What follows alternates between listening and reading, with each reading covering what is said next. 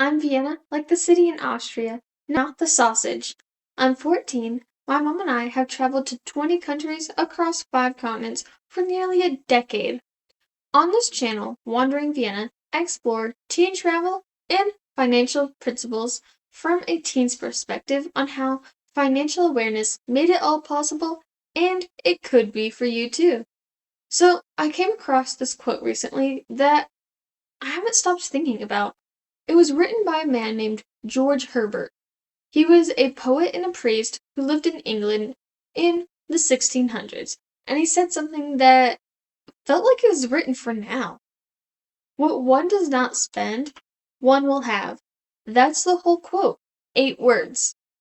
And the first time I read it, I kind of just sat with it for a minute because it's so simple. But the more I thought about it, the more I realized it's describing something that most people our age have never really been taught. The things you choose not to spend your money on aren't the things you gave up, they're the things you kept. That might sound obvious, but honestly, the way most of us are surrounded by things to spend money on every day, it doesn't feel obvious at all. It feels like not spending money is somehow losing out, like you're missing something. Herbert was saying the opposite. What you don't spend, you'll have.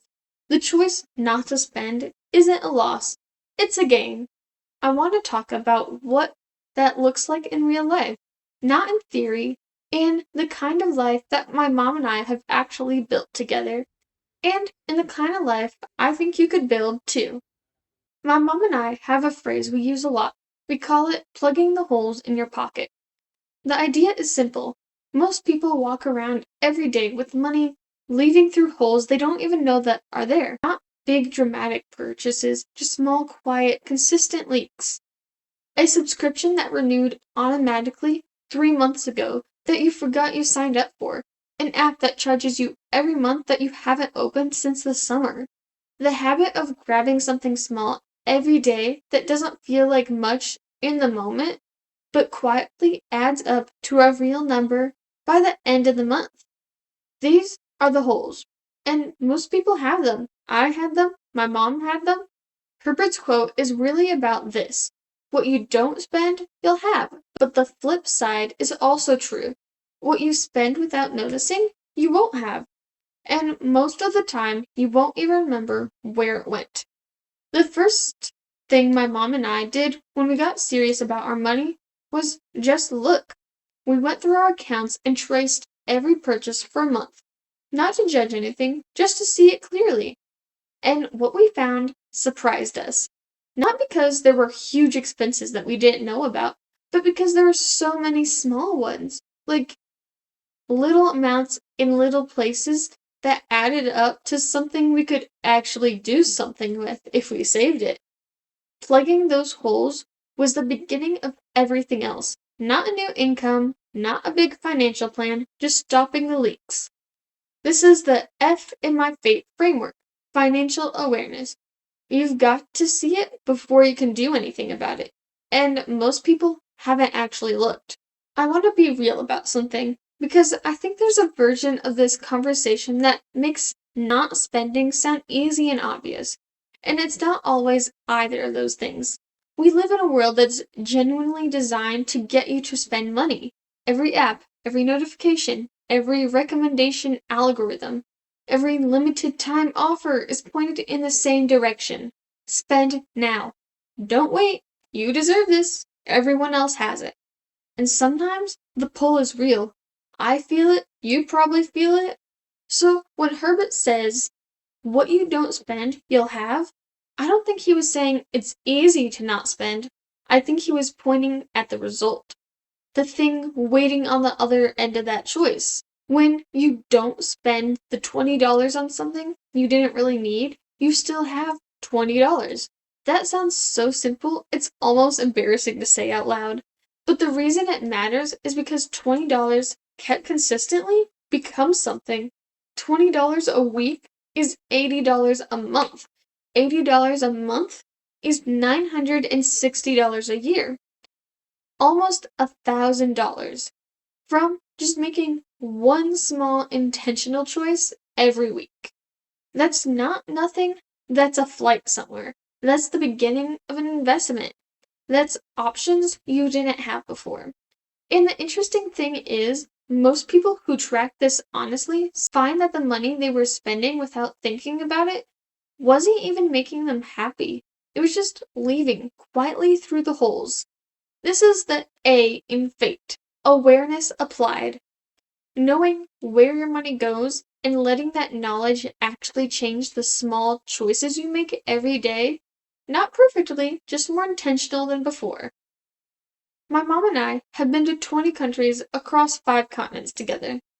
Here are some of my favorites: Argentina, Morocco, Spain, India, Nepal, Italy, Mexico, Peru, England, and let's not forget to mention Vienna, Austria, which will never stop being amusing to me. When I list those places out loud, it does kind of sound like a lot, and it is, but I want to be honest about how it happened. Because I think people imagine there must be some big income or some special circumstance behind it. There wasn't. There was awareness. And there was what we didn't spend. We didn't do a big savings challenge. We didn't wait until we could afford it. We plugged the holes in our pockets. We stopped losing money that was already ours. And travel became possible because there was money no longer disappearing. Herbert's quote lives right here. What we didn't spend on things that didn't matter became what we had for the things that did matter.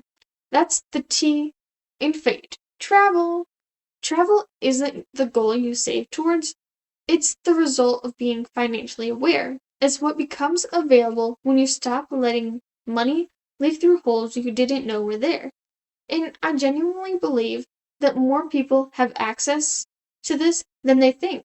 You might already have enough. You might just be losing it before you get to use it.